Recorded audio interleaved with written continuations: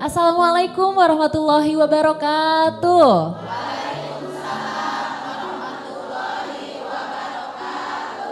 Alhamdulillah senang sekali saya Zizi Syahab hadir menemani Anda dalam acara Kajian Hati.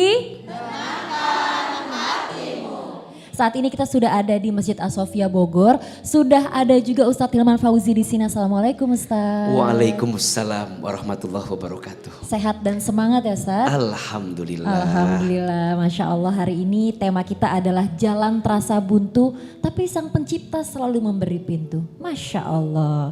Lalu langsung aja kita kasih kesempatan untuk Ustadz memberikan kajian seperti biasa. Nanti juga bunda-bunda di sini boleh cerita. Nanti juga akan ada sepucuk surat dari bunda yang ada di rumah. Akan ada doa dan juga muhasabah bersama. Silakan Ustadz. Bismillahirrahmanirrahim. Assalamualaikum warahmatullahi wabarakatuh.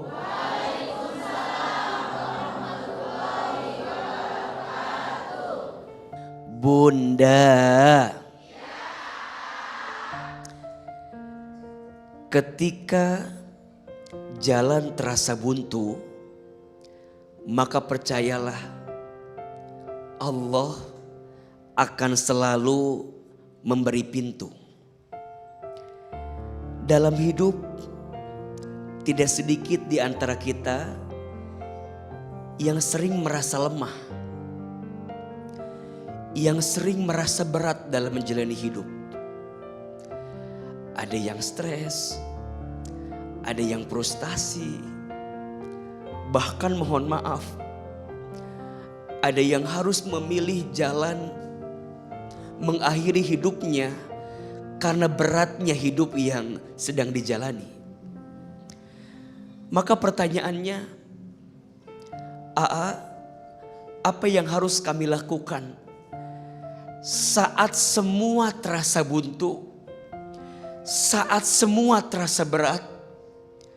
Apa yang harus jadi jalan bagi kami agar kami lebih tegar, lebih kuat menjalani setiap apapun yang Allah titipkan dalam kehidupan?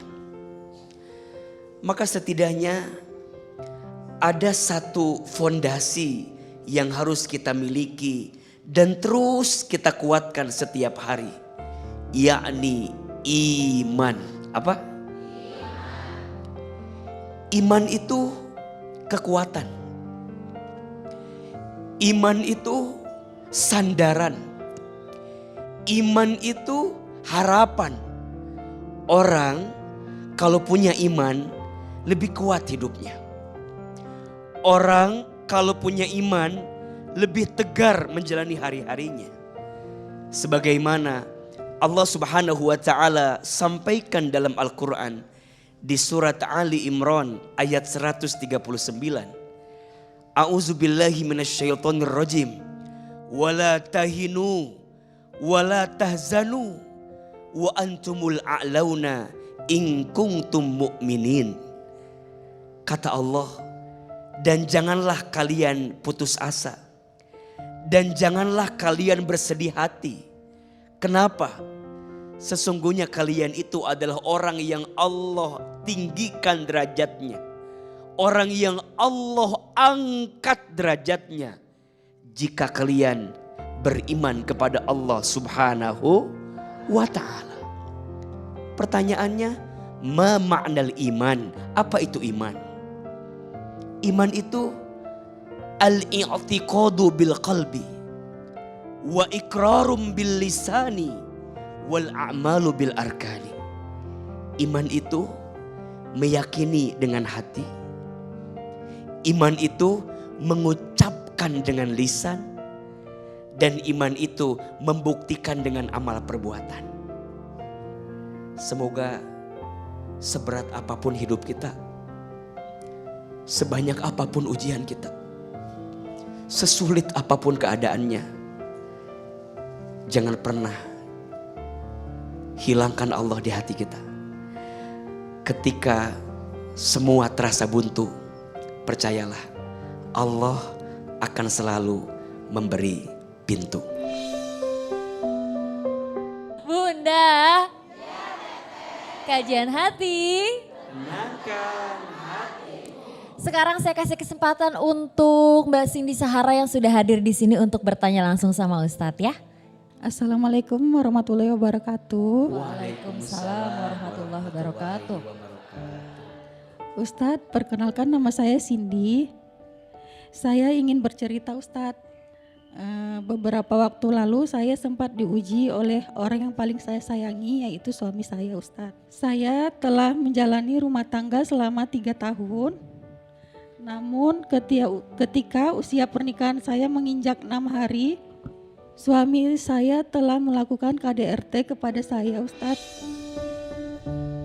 Hampir setiap hari saya merasakan kekerasan Ustadz, dan semua itu dikarenakan hal sepele Ustadz. Seperti saya telat masak, anak saya jatuh dari ayunan akibat pakunya lepas Pak Ustadz. Saya di saat itu nggak ada yang bisa menolong saya Ustadz. Selama ini saya bersabar Ustadz, bersabar gimana caranya supaya selalu memohon kepada Allah supaya suami saya diberikan berubah menjadi lebih baik lagi Ustadz. Dan kemudian di tanggal 18 Oktober 2024 Ustadz, singkat cerita, waktu itu suami saya pulang kerja pada saat siang hari Ustadz. Di waktu itu anak saya lagi digendongkan Pak Ustadz. Di situ terjadilah cekcok dan saya di Ustadz. Ketika pas mau posisi pintu rumah lagi terbuka kan Ustadz, saya melarikan diri, menyelamatkan diri sebatas di depan teras rumah aja Ustadz. Hampir 1 jam saya dikunci di depan rumah, di teras rumah, dan saya memang tidak ada niat untuk minta tolong Ustadz, karena saya juga malu kan Ustadz. Jadi udah setelah 1 jam saya di depan rumah, kemudian tetangga melihat saya Ustadz, melihat saya dan langsung ditarik tangan saya dan dibawa ke rumah tetangga dikasih minum Ustadz. Dan setelah di rumah tetangga itu Ustadz, suami membawa anak saya ke rumah mertua dengan jarak tempuh 3 jam perjalanan Ustadz. Rumah dan pagar dikunci. Posisi waktu itu saya cuma pakai daster, tidak pakai sendal, handphone dan uang pun semua tidak ada sama sekali Ustadz. Dan tetangga kasihan melihat saya dan suruh saya langsung telepon keluarga saya supaya dijemput melalui Facebook Ustadz, karena saya nggak ada handphone waktu itu.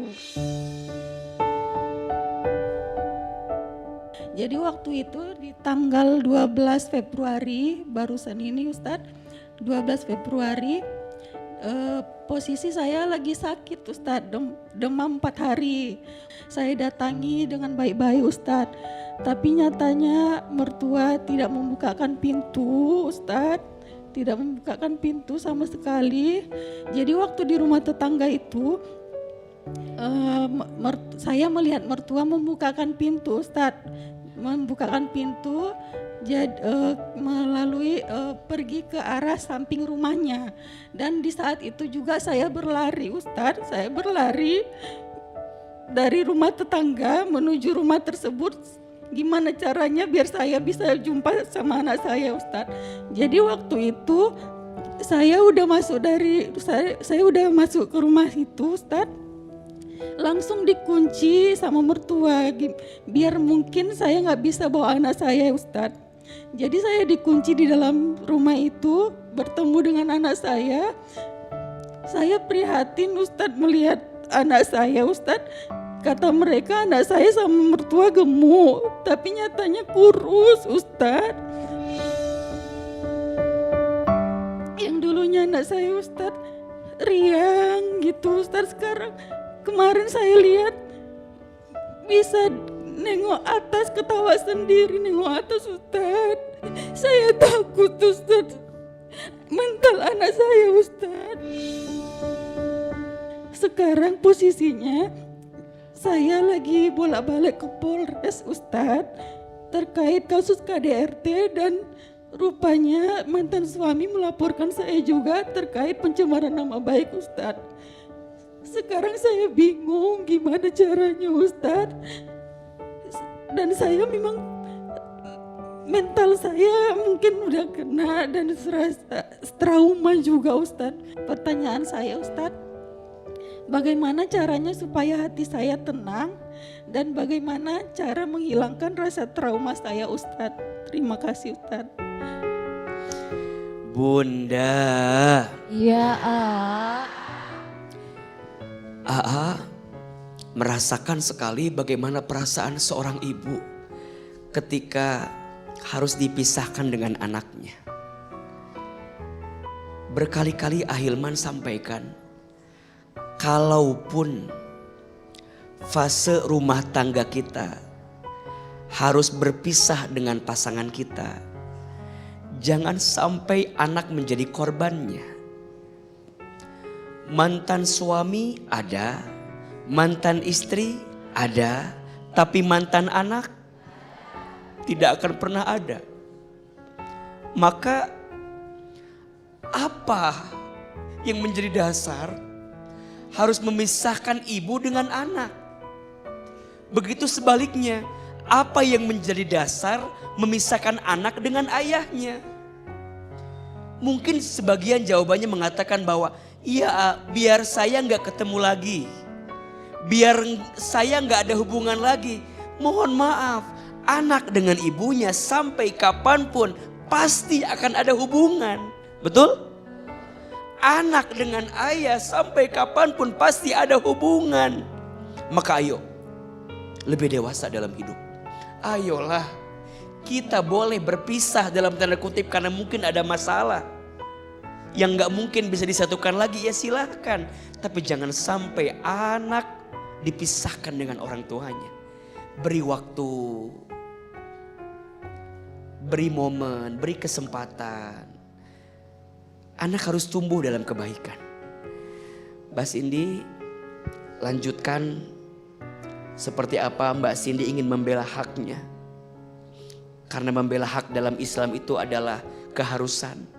Sampai titik, dalam tanda kutip, sampai titik terakhir, sampai mana ini semua, silahkan. Mudah-mudahan kedua belah pihak diberikan kelembutan oleh Allah Subhanahu wa Ta'ala.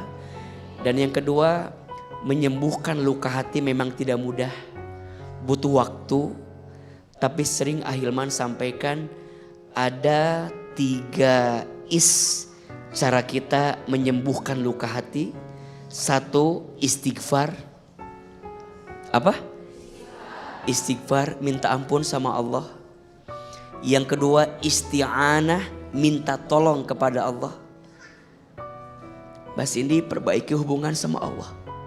Dan yang ketiga, istiqomah di jalan Allah Subhanahu wa Ta'ala. Istighfar, isti'anah, istiqomah. Pelan-pelan, mungkin masalah kita tidak selesai, tapi setidaknya kita lebih dekat dengan siapa? Allah Subhanahu wa Ta'ala.